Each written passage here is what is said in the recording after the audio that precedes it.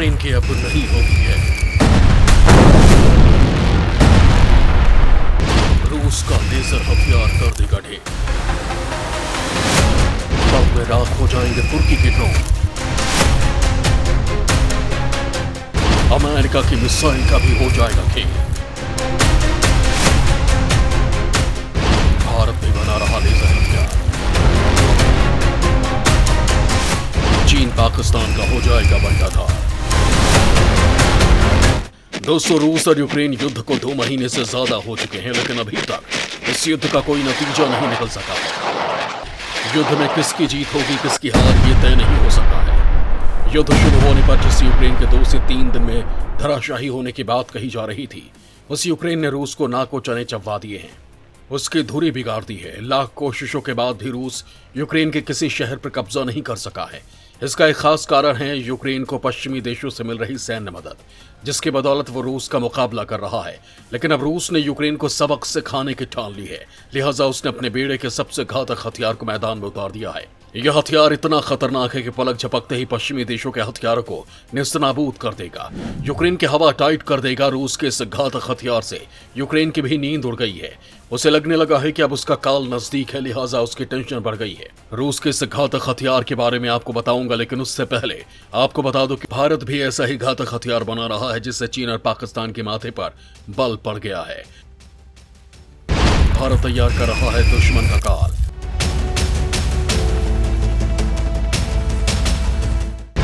चीन और पाकिस्तान की ओर गई है नींद। दोस्तों, दुश्मन देश के फाइटर प्लेन, छोटी मिसाइल, ड्रोन को अब धरती पर बैठकर हवा में उड़ाने की तैयारी है। साथ ही 100 मीटर दूर रखे बम के पास जाए बगैर उसे डिफ्यूज किया जा सकेगा। ये सब संभव होगा लेजर हथियारों से। इसी दिशा में शोध चल रहा है।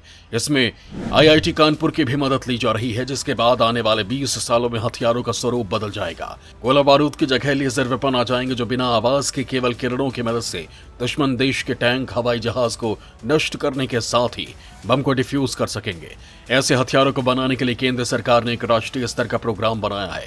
इसमें अलग अलग तरह के डायरेक्ट एनर्जी वेपन शामिल होंगे। इनकी क्षमता भी अलग अलग होगी। लेजर हथियारों की मदद से दुश्मन के इलेक्ट्रॉनिक, रेडियो सिस्टम, संचार सिस्टम को भी नष्ट किया जा सकेगा।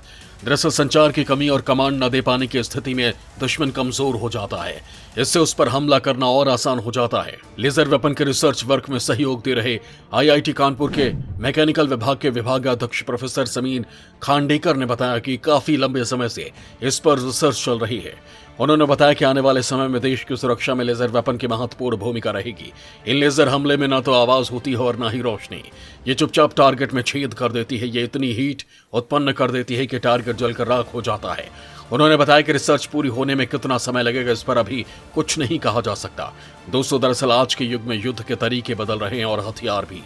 अब पारंपरिक हथियारों की जगह दूर से हमला करने वाले हथियार विकसित हो रहे हैं। भविष्य में युद्ध अत्याधुनिक ऊर्जा वाले हथियारों से लड़ जाएंगे। हॉलीवुड फिल्म स्टार वॉर्स के हथियारों की तरह भी भारत ऐसे हथियार बनाने जा रहा है, जिसके हमले से पड़ोसी दुश्मन देश कांपेंगे। भारत पर हमला करने से पहले ही उनके पसीने छूट जाएंगे। Defence research and development organisation भी देश के लिए लेजर से हमला करने वाला हथियार बना रहा है। इन हथियारों को डायरेक्ट एनर्जी वेपन कहते हैं। इनके अलावा ऐसे हथियार भी बनाए जा रहे हैं जो माइक्रोवेव किरणें छोड़कर दुश्मन के इलेक्ट्रॉनिक, रेडियो सिस्टम, संचार सिस्टम आदि को नष्ट कर देंगे। इन हथियारों को बनाने के लिए भारत सरकार ने एक राष्ट्रीय स्तर का प्रोग्राम बनाया है। इसमें अलग अलग तरह के DEW हथियार होंगे, जिनकी क्षमता 100 किलोवाट पावर की होगी। यानी ये हथियार देश पर दुश्मन की तरफ से आने वाले किसी भी छोटी मिसाइल या फाइटर जेट या ड्रोन को आसमान में नष्ट कर देंगे। इस लेजर बीम हमले में न तो आवाज होती है, न ही किसी तरह का धूम धड़ाका। ये चुपचाप अपने दुश्मन टारगेट में छेद कर देती है या फिर उसे जलाकर राख कर देती है। इन हथियारों को पूरा होने में कितना समय लगेगा, ये बता पाना अभी मुश्किल है। DRDO ने भविष्य की जरूरतों को देखते हुए अगले 10 साल की योजना तैयार की है। पहले फेज में ऐसे हथियारों की रेंज 6 से 8 किलोमीटर, फिर दूसरे फेज में 20 किलोमीटर तक बढ़ाने की तैयारी है। इन हथियारों की खासियत यह है कि इनसे दुश्मन का बचना मुश्किल है। ये बेहद सटीक निशाना लगाते हैं। अन्य हथियारों की तुलना में इनकी ऑपरेशनल कॉस्ट कम होती है। एक साथ हमला करने वाले कई टारगेट्स को अकेले एक लेजर हथियार संभाल सकता है। अगर बिजली की सप्लाई सही से मिल रही है तो इसे कई बार इस्तेमाल किया जा सकता है। डायरेक्ट एनर्जी वेपन एक ही जगह पर तैनात करके आप कई किलोमीटर दूर तक हमला या बचाव कर सकते हैं। इससे निकलने वाली किरणें, चाहे वो लेजर हो या इलेक्ट्रोमैग्नेटिक किरणें, या फिर सब एटॉमिक पार्टिकल्स या फिर माइक्रोवेव किरणें, ये दुश्मन को पल भर में चित कर देती हैं। इनके निकलने से लेकर हिट करने तक कोई आवाज या धमाका नहीं होता, इसलिए दुश्मन को इनके हमले का पता नहीं चलता। दोस्तों, भारत की इस तैयारी से पाकिस्तान की हवा टाइट हो गई है। चीन के भी चेहरे पर हवाइयां उड़ने लगी हैं। उसे लगने लगा है कि भविष्य में भारत उन्हें आसानी से मात दे सकता है, लिहाजा दोनों देश मिलकर इसका काट खोजने की तैयारी कर रहे हैं। हालांकि चीन इस दिशा में भारत से कहीं आगे है, लेकिन भारत की तकनीक काफी आधुनिक है, जिसके आगे चीन कहीं नहीं ठहरता। दोस्तों, रूस भी इस तरह के घातक हथियारों का इस्तेमाल अब यूक्रेन में कर रहा है, जिससे युद्ध का नक्शा बदला जा सके। नेक्स्ट जनरेशन हथियारों का रूस कर रहा इस्तेमाल। यूक्रेन के ड्रोन को पल भर में कर दे रही है राख। दोस्तों, एक तरफ लगातार 3 महीने से यूक्रेन युद्ध चल रहा है, तो दूसरी ओर रूस ने अब तक का सबसे खतरनाक लेजर हथियार को पेश किया है। बुधवार को रूस ने ऐसे खतरनाक लेजर हथियार को पेश किया जो 5 किलोमीटर दूर दुश्मन के ड्रोन को 5 सेकंड के अंदर आग के गोलों में तब्दील कर देगा। दूसरी ओर यह भी दावा किया गया कि इस लेजर हथियार से धरती से 1500 किलोमीटर दूर सैटेलाइट को भी निशाना बनाकर उसे निष्क्रिय कर सकता है। अब इस हथियार को अगर यूक्रेन में इस्तेमाल किया जाता है तो युद्ध की तस्वीर बदल सकती है। जैसा कि दावा किया जा रहा है कि इस हथियार से दुश्मन के किसी भी लक्ष्य को निशाना बनाया जा सकता है। इस खतरनाक लेजर हथियार की घोषणा पहली बार 2018 में रूसी राष्ट्रपति व्लादिमीर पुतिन ने की थी। उन्होंने कहा था कि यह हथियार किसी भी सैटेलाइट को अक्षम कर सकता है और ड्रोन को सेकंड में तबाह कर सकता है।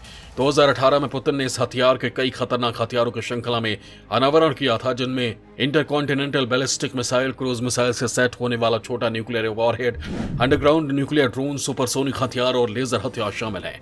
हालांकि इस खतरनाक लेजर हथियार के मध्यकालीन योद्धा भिक्षु अलेक्जेंडर पेरसेवेट के नाम पर पेरसेवेट रखा गया। रूस के उप प्रधानमंत्री यूरी बोरिसोव ने इस लेजर हथियार के बारे में बताते हुए कहा था कि इस हथियार का इस्तेमाल पहले से ही कई जगह किया जा रहा है। उन्होंने बताया कि यह हथियार अंतरिक्ष में 1500 किलोमीटर दूर स्थित दुश्मन के सैटेलाइट को पंगु बना सकता है।